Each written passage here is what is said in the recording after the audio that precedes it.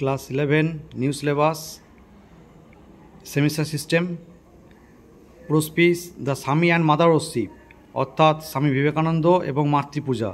মাতৃপূজা বলতে এখানে কার পূজা বলা হয়েছে? কালী পূজা। লেখিকাকে সিস্টার নিবেদিতা। এবার এই টপিক সম্পর্কে কিছু তথ্য। সোর্স কোথা থেকে নেওয়া হয়েছে? The master as I saw him, 1910 সালে লেখা। নিবেদিতার রিয়েল নেম কী ছিল?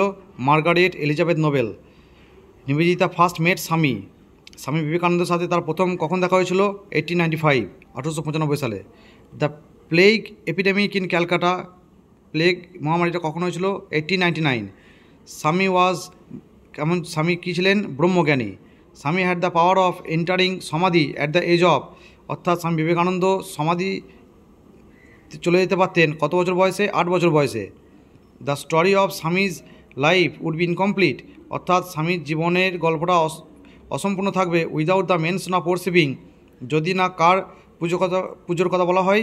দ্য মাদার, অর্থাৎ কালীর কথা। কালী পুজোর কথা যদি না বলা হয় তাহলে স্বামীজির জীবনের গল্পটা অসম্পূর্ণ থাকবে। The reverse of Swamiji's ideas is, স্বামীজির যে চিন্তাভাবনা ছিল তার বিপরীতটা কী ছিল? আইডোলেট্রাস, অর্থাৎ তিনি মূর্তি পূজা চাইতেন না।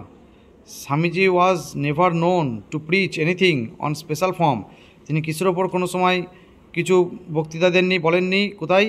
ইংল্যান্ডে এবং আমেরিকাতে। স্বামীজি অনলি ইম্পারেটিভ, তার একমাত্র উদ্দেশ্য কী ছিল? রিয়ালাইজেশন অফ ব্রহ্মকে বোঝা। Swamiji is only system of doctrine, তাহলে Swamiji is only system of doctrine, অর্থাৎ তার যে মতবাদটা ছিল সেটা কি? অদ্বৈত ফিলোসফি, অদ্বৈত দর্শন। স্বামীজি সোল স্ক্রিপচারাল অথরিটি, তার একমাত্র যে স্ক্রিপচারাল অথরিটি, তার শাস্ত্রীয় যে মতামত ছিল সেটা কিসের ওপর? ভেদাস অ্যান্ড উপনিষদ, বেদ এবং উপনিষদের ওপর। লাইক আদার চিলড্রেন, স্বামী ওয়াজ নট অলওয়েজ, অন্য ছেলেদের মতন স্বামী সবসময় কী ছিল না? গুড, ভালো ছিল না। স্বামী attributed good and evil, Swami Vivekananda ভালো এবং খারাপকে উৎসর্গ করেছিলেন কার প্রতি? দ্য মাদার, কালীর প্রতি। হার কাস্ট ইজ ব্লেসিং, তার অভিশাপ হচ্ছে আশীর্বাদ। এখানে হার মানে কে? Mother Kali.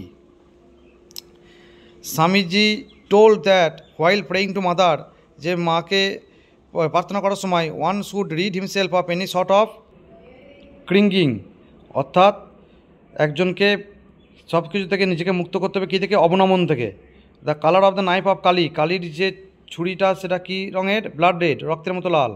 Common people have no hesitation in offering, সাধারণ লোকের কী ব্যাপারে কোনো রকম হেজিটেশন নেই, ইতস্তত বোধ নেই, সেটা হচ্ছে অ্যানিম্যাল স্যাক্রিফাইস, পশুদেরকে বলি দেওয়ার ব্যাপারে। Fools they put a garland, বোকা তারা মালা পড়ায়।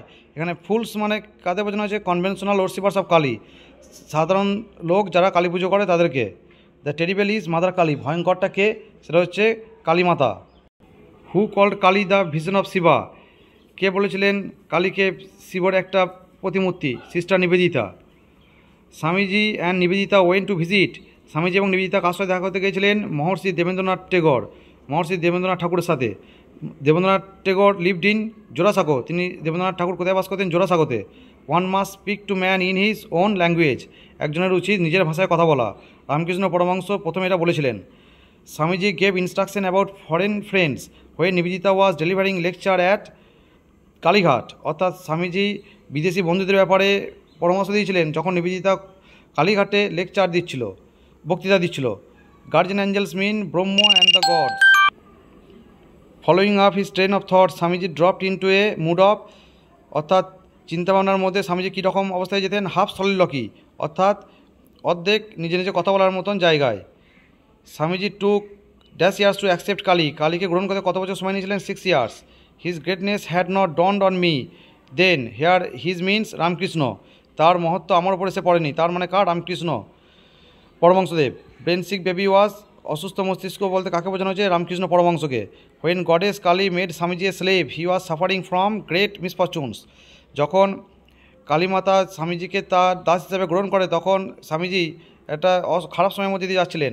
Ramakrishna lived dash years after introducing Swamiji to Kali, স্বামীজিকে কালীর কাছে সমর্পণ করার পর রামকৃষ্ণ কত বছর বেঁচেছিলেন? 2 years, 2 বছর। And he past over all is on family, his means এখানে কে? গুরু নানক, অর্থাৎ তিনি তার নিজের পরিবারকেও গুরুত্ব দেননি। গুরু নানক ট্রান্সফার্ড হিজ পাওয়ার after before death. Guru Nanak মৃত্যুর আগে তার সমস্ত ক্ষমতা দিয়ে গিয়েছিলেন কাকে? এ বয়, একটি ছেলেকে। ইনকার্নেশন অফ কালী ওয়াজ, কালীর একজন অবতার কে ছিল? রামকৃষ্ণ। স্বামীজি কল দ্য ব্রহ্ম, স্বামীজি ব্রহ্মকে কী বলেছিলেন? ওয়ান, এক। ভক্তস মিন এখানে কি? ডিভোটিস, অর্থাৎ পূজারী। Chief disciple of Ramakrishna, Ramakrishna প্রধান শিষ্য কে ছিল? Swamiji. For Nivedita the conversation with Swamiji about the reconciliation of opposites.